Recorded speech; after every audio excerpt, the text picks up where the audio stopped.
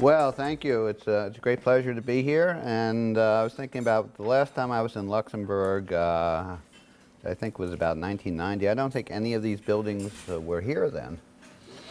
So, is that right? No, no. So this shows quite a fantastic development in Luxembourg.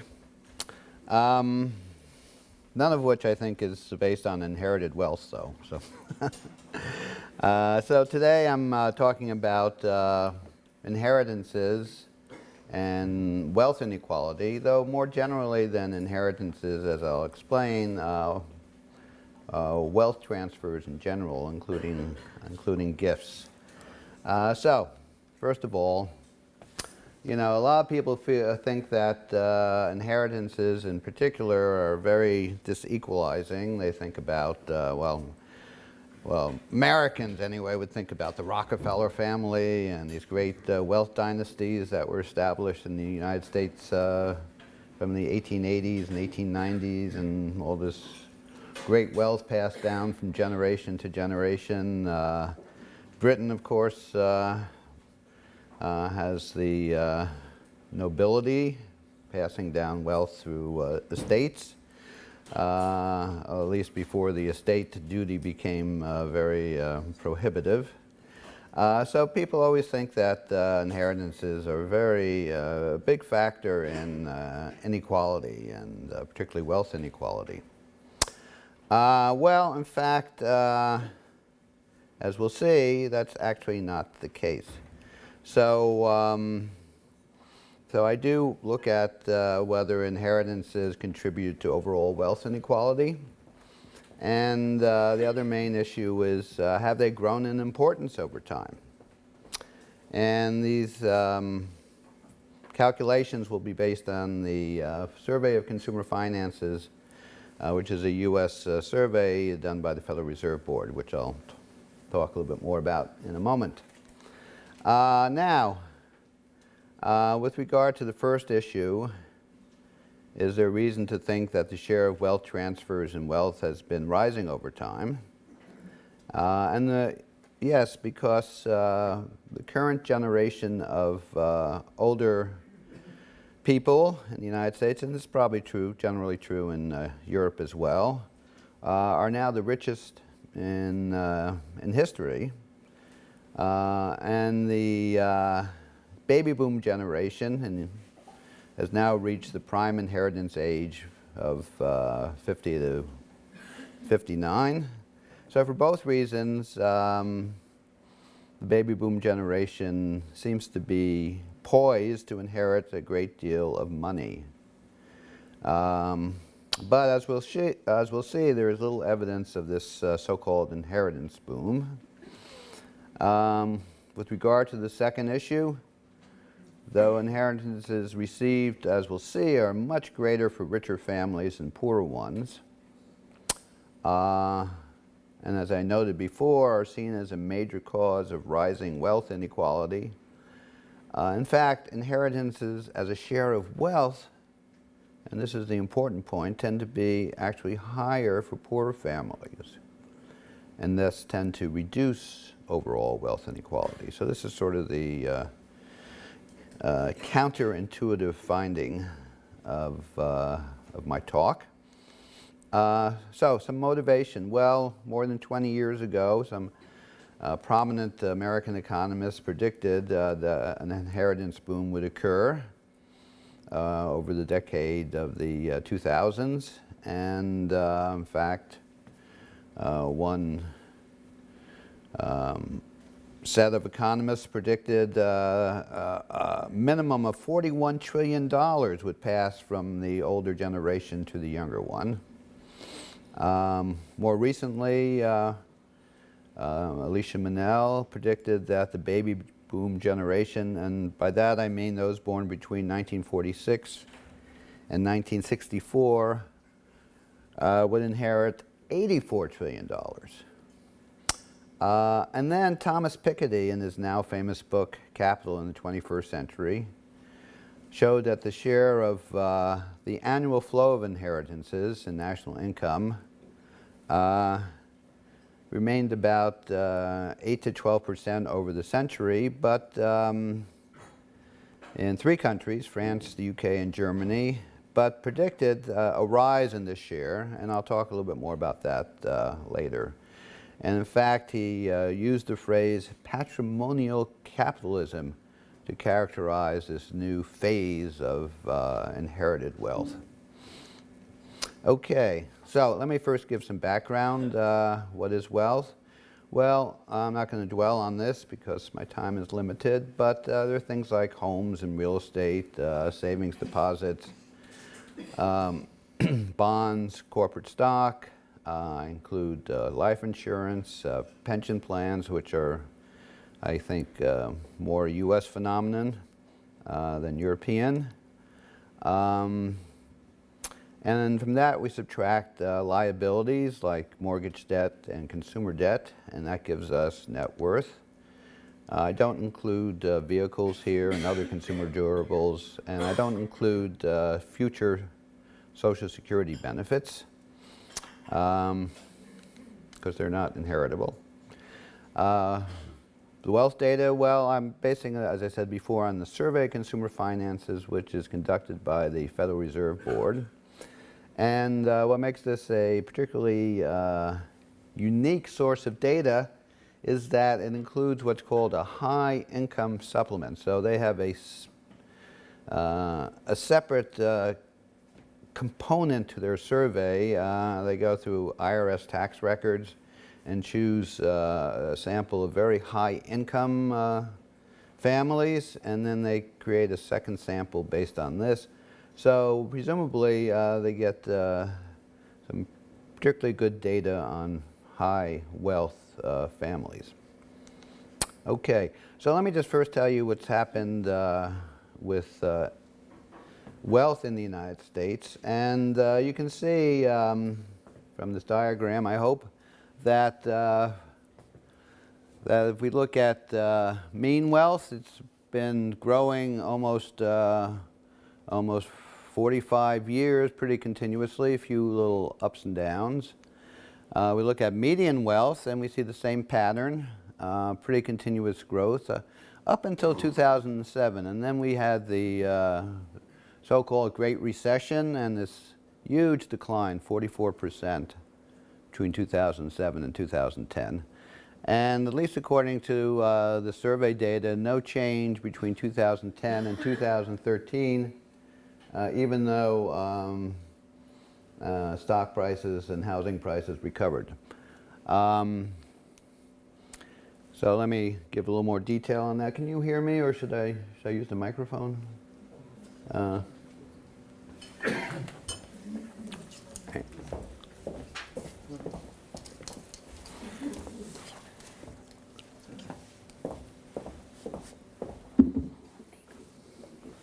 Thank you. So this is just for background. Income, well, a little bit different. Particularly median family income kind of stagnated in the U.S. It was growing 1962 up until about, I don't know, 1998. And then you can see flattening out and actually going down a bit in recent years. So income has really had a slightly different trajectory, but you don't find the same big drop over the Great Recession as you do for household wealth. And mean income shows a similar pattern. So just to briefly summarize, so you see there's pretty robust growth in mean and median wealth from 1983 to 2007, mean net worth almost doubling, median net worth growing by almost 50%. Median income actually started to flatten out beginning around 2000. And over the Great Recession, we see this huge decline in median net worth. And mean net worth also went down, not as much. And median income also went down, but not nearly as much as wealth. But there wasn't much rebound from 2010 to 2013, which should have been a recovery period for both income and wealth. So this actually will be reflected in some of the inheritance data. And finally, inequality. Well, you see a wealth inequality pretty flat except for two periods. 1983 to 1989, there's a big bump up.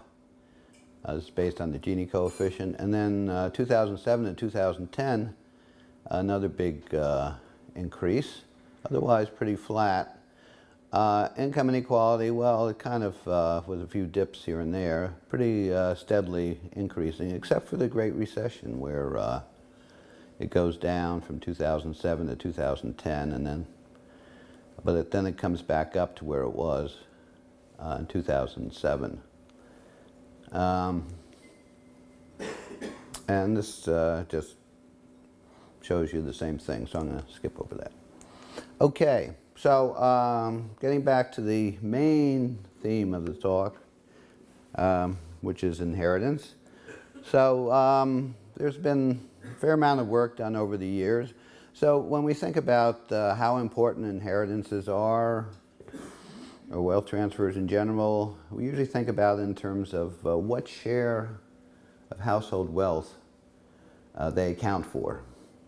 So, the big debate is, well, do people make money over their lifetime, or do they inherit wealth, mainly from their parents, or through gifts? And what is the relative importance of these two factors? So this is very important when we think about inequality in wealth, because if most wealth comes from inheritances, then it suggests that it's very hard for younger people who don't have rich parents to accumulate wealth on their own. But if it comes mainly from savings, then it's possible for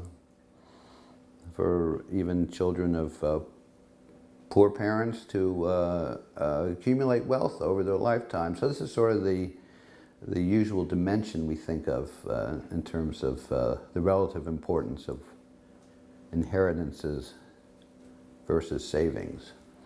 So a lot of these studies kind of come up with a very similar result. About 20% of wealth is from inheritances, except for the French study, which actually showed a higher figure. About 1/3 of wealth, personal wealth, originated from inheritances or gifts. Swedish data, pretty similar finding, 20% originated in the form of these wealth transfers. US study, 19%.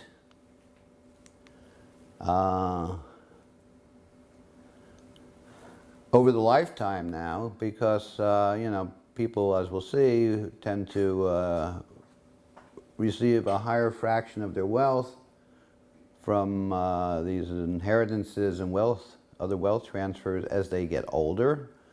Because they're more time to experience one of these wealth transfers. So over the lifetime, the study found maybe 30 to 40% of households will eventually receive an inheritance. Some British data. Well, this is a slightly different concept. They look at not the lifetime value of inheritances, but what was received over a given year. And they found that the study found that basically rising value of inheritances for the UK from 1984 to 2005, almost doubling, more than doubling in value, rising from 3% to 4% of GDP.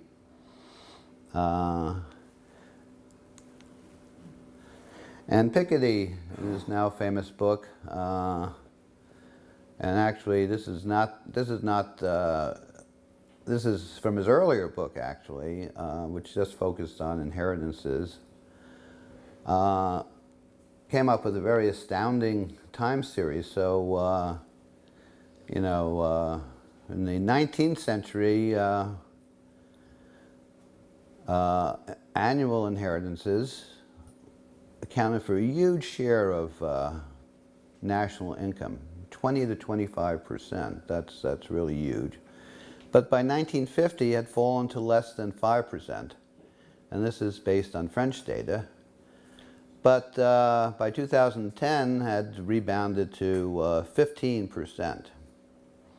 And even from 1980 to 2010, rising from 6 to 13%. So this is a huge increase, and on the basis of this, Piketty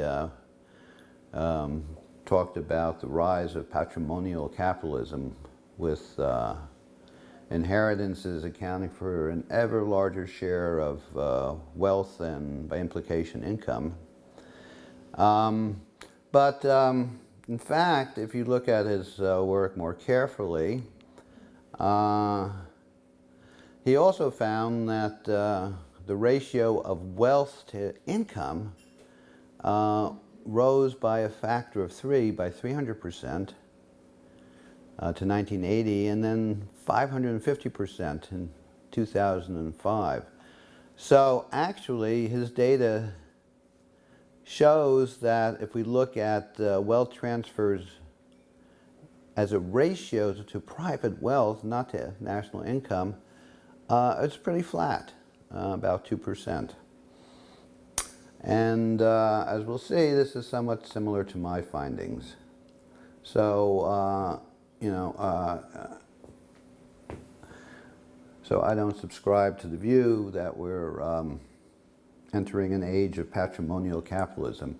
Atkinson also found a rising share of inheritances to, again, to income, almost doubling from 1977 to 2006. But he also found a growing wealth to income ratio. So as a share of personal wealth, inheritances were about the same in 2006 as in 1976. Okay, and then for this paper, this presentation, I'm relying on my 2015 book, but I also have a new book coming out called 100 Years of American Wealth, where I update some of the earlier figures. Okay, so so what do I do here? Well, as I said, I talk about mainly about two different kinds of wealth transfers. The first are inheritances. Someone dies, they leave a bequest. But the second, which is not insignificant, are gifts. We call them inter vivos gifts because they're from one living person to another. In the survey of consumer finance, they ask about inheritances and gifts received. And they also ask about specific kinds of assets that were received, like homes. Did you inherit your home? Did you inherit your business? And what I do is I combine that data, and then I look at the present value of all inheritances and gifts, and by accumulating them at a real interest rate of 3%. So in the survey of consumer finance, they have a very extended question about, did you receive an inheritance? Yes, no, and then they ask which year. So it could be 30 years ago. And so in order to compare inheritances and gifts of different years, I accumulate the value at a real interest rate, and I chose 3%, but I've also used other interest rates, and the results don't matter very much, don't change very much. And then I look at the present value of wealth transfers, as we'll see, as a percentage of current wealth. Okay, so what do I find? Well, my time period is 1989 to 2013. Here's percent of families reporting an inheritance at any time over their lifetime. And you can see, not much time trend. It went down from 89 to 2001, but then it rebounded a bit over this whole time period. Not much time trend. What about the mean value? So this is the mean value received among recipients only, and there you do get kind of an upward trend. Okay. Median value, there you also get kind of an upward trend. These are all in 2013 dollars. I look at the mean value among all households. This combines the percentage receiving with the mean value among recipients. Again, well, here, not much of a time trend. It kind of goes down from 89 to 2001, and then it comes up a bit, but the endpoints are pretty similar, and they're not significantly different. And then, from my point of view, most importantly, if you look at the ratio of wealth transfers to net worth, you actually get a slightly downward trend. Here it's 22% in 1989, but by 2013 it's about 21%. So slightly downward trend, not statistically significant. By the way, these are confidence intervals. So, if anything, it seems like these wealth transfers are becoming less important, at least over this time period, and for the U.S. What about the source of wealth transfers? Now, it's interesting. Most people think these wealth transfers go from parents to children, which is the main source. Oh, I'm sorry. Let me first talk about the type of wealth transfer. So,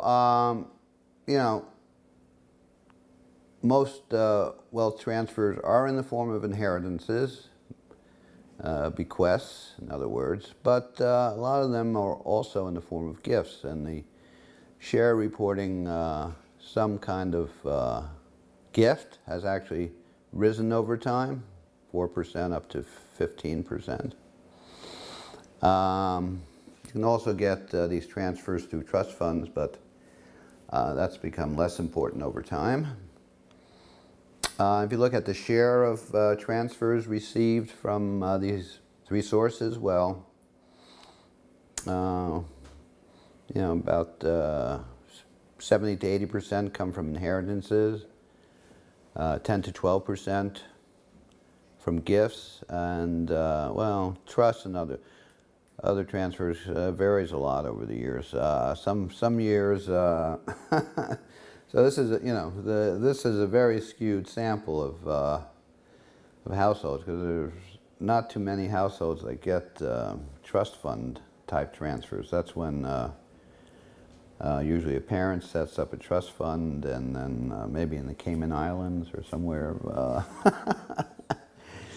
and designates the children as beneficiaries. So that varies a lot over the years. Okay, parents. Well, most people think transfers come from parents to children, and only about 70% of these transfers come from parents. Okay, it doesn't vary much over time. Grandparents are actually, at least in the United States, are not an insignificant source, 18 to 20%, and even other relatives in 18 to 19%, and even friends leave inheritances and give gifts. And what about the value of these transfers received by source? Well, again, about 2/3 to 3/4 come from parents, 15 to 20% from grandparents, and 10%. The numbers aren't adding up. Sorry, the numbers don't add up. No, these numbers do.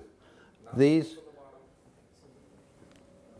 I think they do, but 8. I think it just went out. Yeah. 6, 7. Oh wait, no, it's the carryover. Sorry. Yeah. No, the top panel doesn't, because you can receive multiple inheritances and gifts. So the top panel doesn't necessarily add to 100. Because you can have gifts from and inheritances from more than one source. Now, if we break it down by income level and wealth level, now you see why most people think these wealth transfers basically go to the rich, and in fact they do. And you can see that the percentage of families that get some kind of wealth transfer rises with income, rises strongly with wealth. And I'm not going to talk too much about this, except to talk about age. You can see over time, yes, it does increase with age, because you have more time to receive some kind of wealth transfer. But now you see a huge jump. So this is the average value of these wealth transfers. So by income level, yeah, I mean, highest income class receives, I just calculated this what's that, 100 times as much as the lowest income class. So that's $1.9 million on average. And by wealth, it's even more dramatic. It's like a 200-to-1 ratio. So yes, the top wealth groups do get a lot more in dollar values in these wealth transfers than the lower wealth groups. And by age, you can see these transfers rising with age, except for some reason it dips for the oldest age group.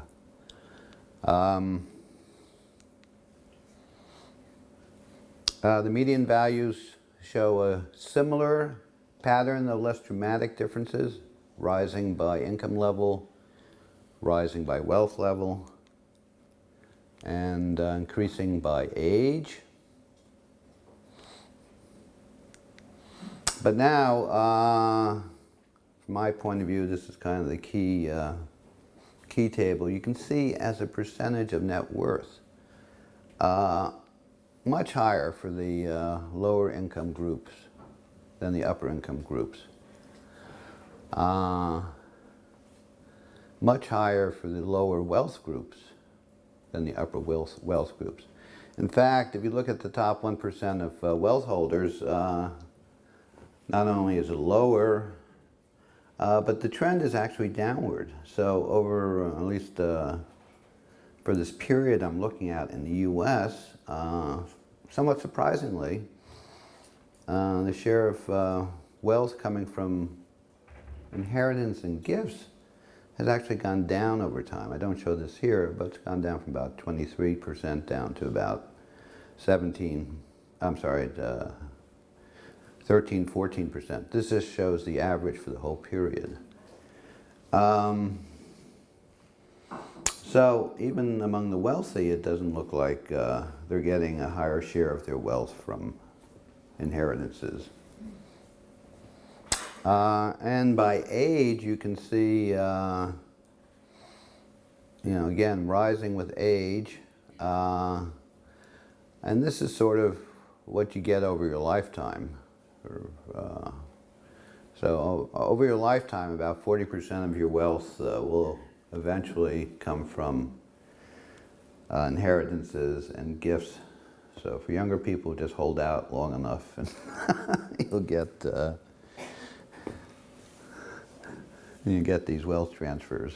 What about the inequality of wealth transfers? Well, here you don't really have much trend. This is among all households. This is the Gini coefficient. It's very high, of course, because a lot of people get zero wealth transfers, but not much time trend. And even among recipients only, well, maybe a slight upward trend, but nothing notable. Not statistically significant.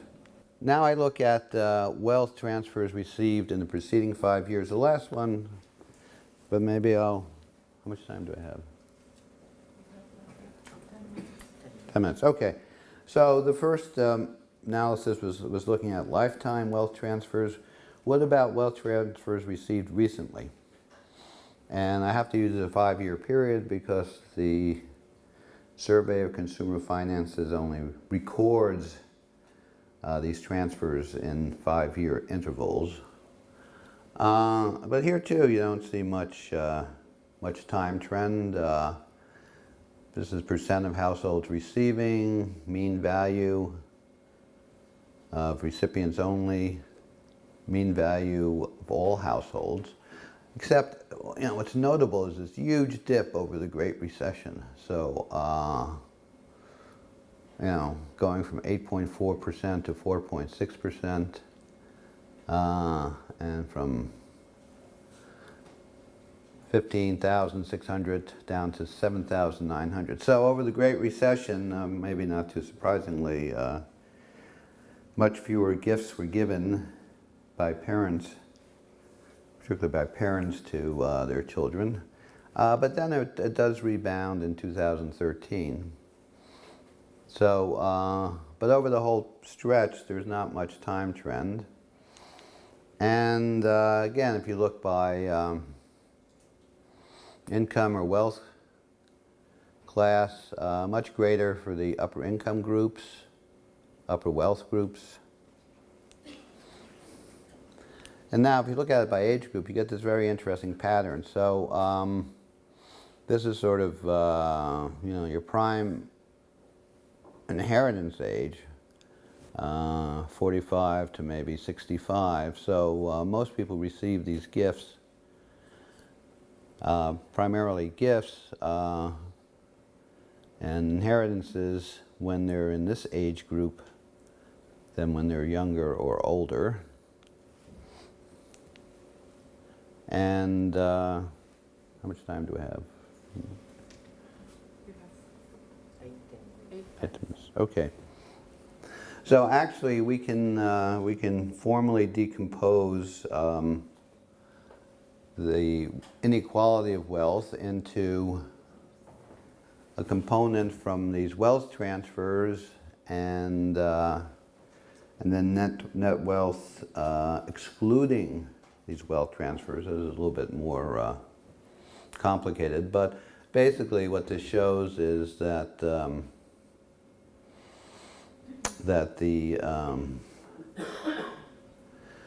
if you look at net worth excluding wealth transfers, you get a much higher level of inequality. These are coefficient of variation. So it means when you add wealth transfers to net worth, you actually are reducing wealth inequality, at least by conventional measures. Wealth transfers themselves are highly unequal, but when you add that to net worth excluding these wealth transfers, you actually lower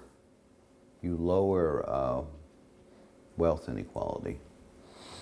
And you can do it in percentage terms as well, but that's really what this is showing. So so the main effect is that you're actually reducing wealth inequality when you add these wealth transfers to other wealth. And the reason is that there's actually a negative correlation between wealth transfers and net worth excluding wealth transfers. So that's really the heart of the inequality result. Okay, so what have we found? Well, first of all, inheritances tend to be equalizing, at least based on these conventional measures of inequality. Result that appears counterintuitive. Secondly, richer households do receive greater, and I should say much greater, inheritances and other transfers than poorer ones, but not as a proportion of their wealth holdings.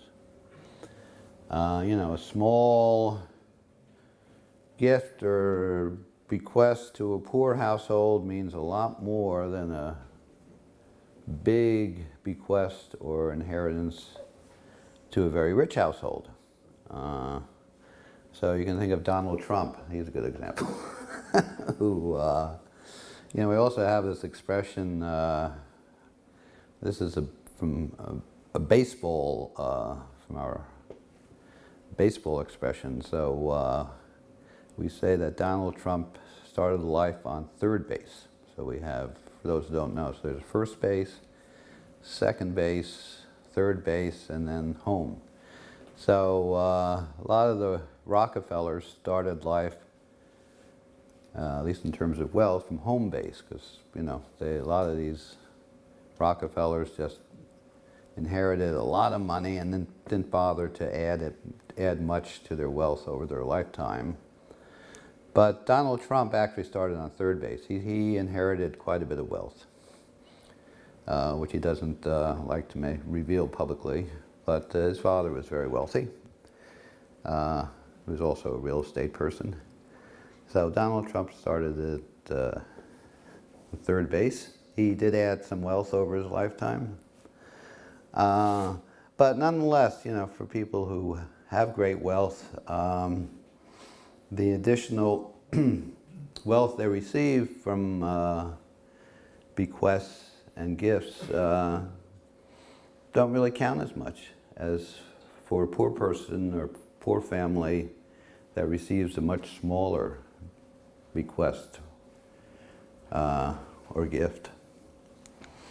We also found, have wealth transfers become more important over time? Well, we found,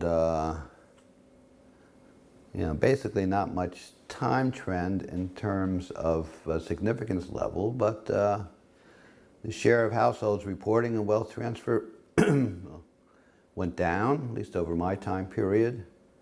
The mean and median values did go up, but wealth transfers as a share of net worth fell pretty sharply. What are the possible explanations for this? Well, in periods where there's a rapid accumulation of wealth, as we saw earlier in my presentation, you saw this big upward trend in wealth in the United States, from 1962, at least until the eve of the Great Recession, 2007. So where there's a rapid accumulation of wealth, inheritances become less important because people increase their wealth through savings but more importantly, through capital gains. But the second notable reason, I think, and I just heard an amazing statistic just yesterday, is that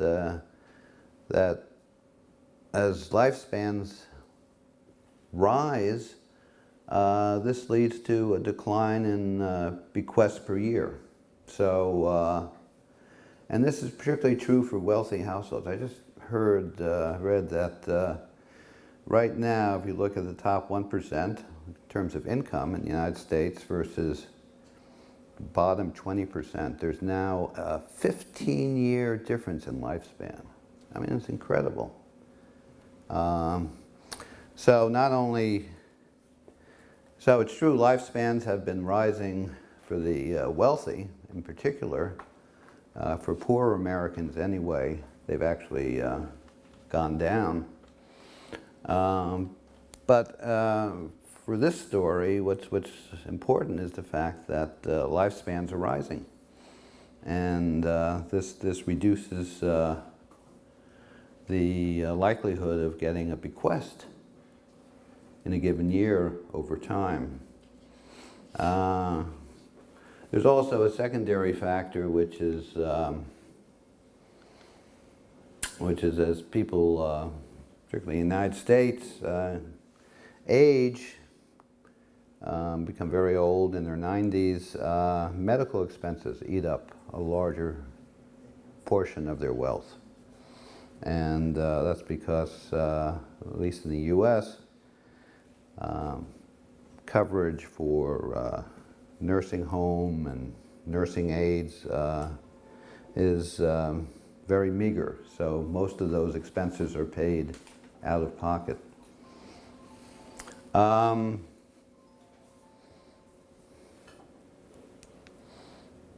And has the inequality of wealth transfers itself risen over time? Well, no, there's no evidence that it has risen. So, are wealth transfers responsible for rising overall wealth inequality? And, you know, net worth was largely unchanged except for this big jump over the Great Recession and between 1983 and 1989, but my inheritance data only begin in 1989. And in fact, if anything, the evidence shows a sharp downturn in wealth transfers, at least over the first part of the Great Recession.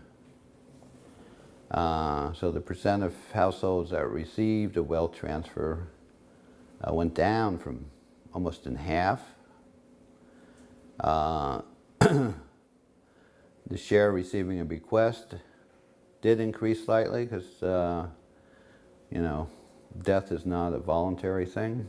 But gifts, the share receiving a gift fell by over 4 percentage points. So if anything, and the mean value of these transfers dropped by 49%.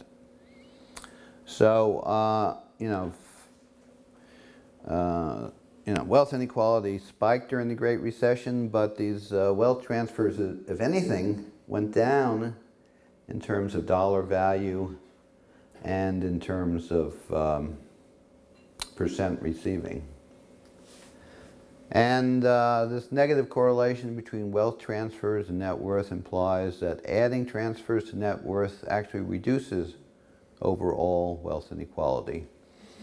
And this holds up to a lot of alternative assumptions about, you know, what fraction of a gift or inheritance does a person save. And so that's not shown here. I do that in my book. I go through a lot of alternative simulations and scenarios. So that's really my story. So thank you.